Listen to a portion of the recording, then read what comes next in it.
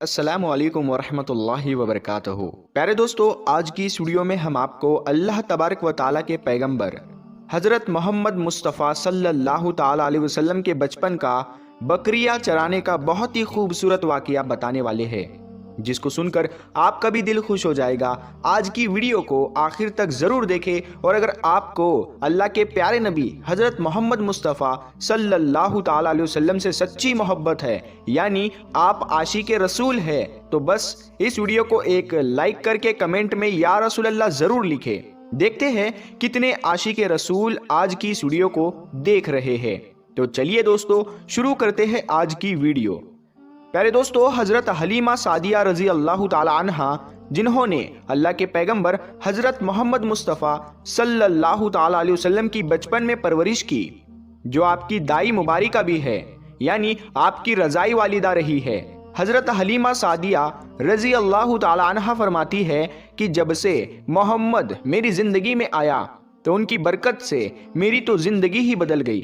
آپ کی برکتیں اتنی تھی کہ جن کو دیکھ کر ہم نے محمد کا نام ہی برکت والا بچہ رکھ دیا۔ حضرت حلیمہ سعدیہ رضی اللہ تعالی عنہا فرماتی ہے کہ ایک بار ہمارے یہاں پر سوکھا پڑ گیا، سب کے جانور بھوک سے مرنے لگے، مگر جس طرف ہمارے بچے بکریوں کو لے کر جاتے تو ہماری بکریاں خوب کھا کر واپس آتی، یعنی کہ ہماری بکریاں اچھی طرح سے پیٹ بھر کر واپس آتی۔ یہ دیکھ کر سارے گاؤں والے اپنے بچوں کو ڈانٹ کر کہنے لگے کہ جس طرف حلیمہ سعدیہ کی بکریاں چرنے جاتی ہے وہاں پر تم لوگ کیوں نہیں جاتے ہو؟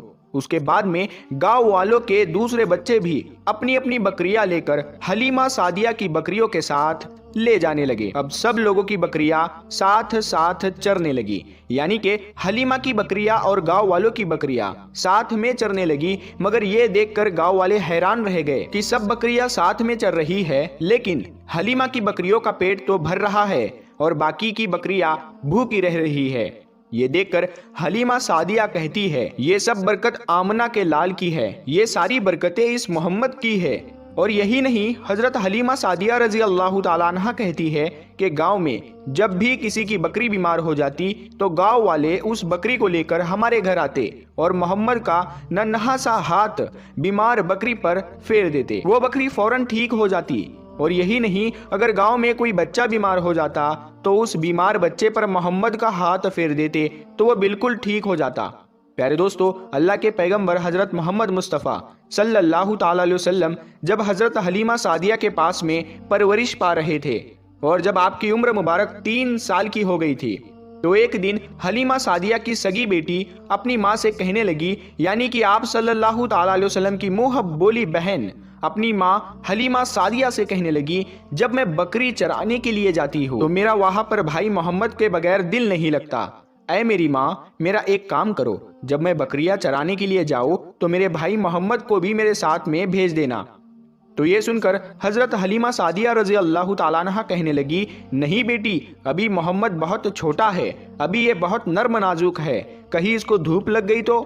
دیکھو کتنا حسین اور مبارک چہرہ ہے، میں اس کو تکلیف نہیں دے سکتی، یہ تو میرا شہزادہ ہے۔ اگر محمد کے پاؤں میں کوئی پتھر چبھ جائے، اگر جنگل میں جاتے ہوئے محمد کے پیروں میں کوئی کانٹا چبھ گیا تو؟ ابھی یہ بہت چھوٹا ہے، اسی لیے میں اس کو تمہارے ساتھ جنگل میں نہیں بھیج سکتی، جنگل میں جانور اس کو تکلیف پہنچائیں گے، وہ اس کو مشقت میں ڈال دیں گے۔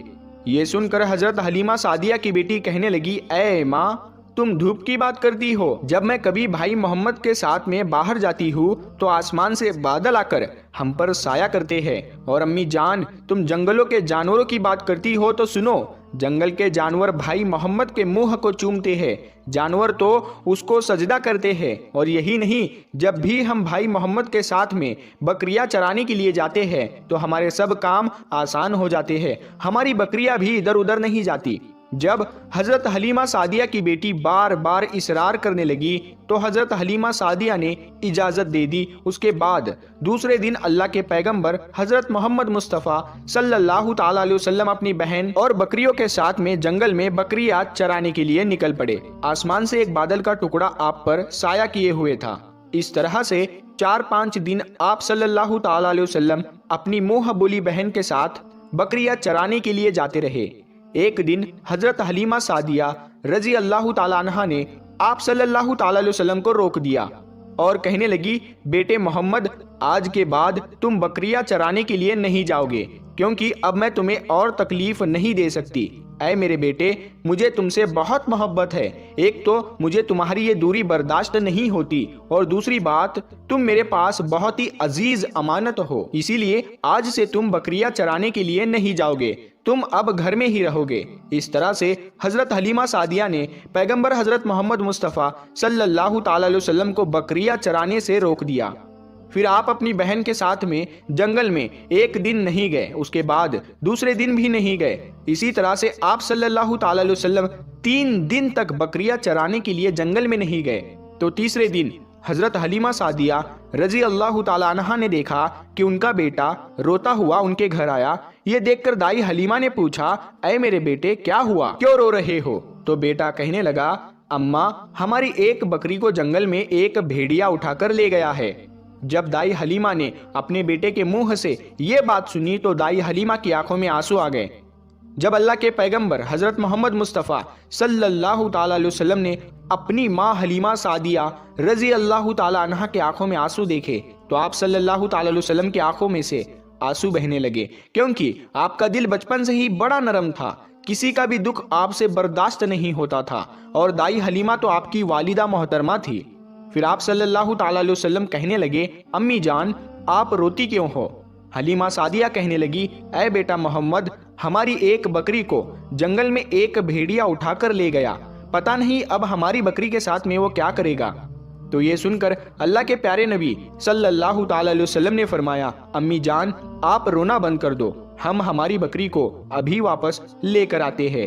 یہ بات سن کر اماں حلیمہ سعدیہ کہنے لگی، نہیں میرے بیٹے، آپ جنگل میں مت جانا، بھیڑیے خطرناک ہوتے ہیں، وہ کہیں پر آپ کو نقصان نہ پہنچا دے۔ اسی طرح دائی حلیمہ منع کرتی رہی، لیکن آپ صلی اللہ تعالیٰ علیہ وسلم نہیں مانے اور کہنے لگے، نہیں اماں، ہم ابھی کے ابھی ہماری بکری کو واپس لے کر آتے ہیں۔ اس کے بعد اللہ کے پیغمبر حضرت محمد صلی اللہ تعالیٰ علیہ وسلم بکری کی تلاش میں جنگل پہنچ گئے اور ایک صدا لگائی، صدا دی آپ نے، اے ساکن صحرا ادھر آؤ، میری امی کی بکری لے گیا ہے کون بتلاؤ۔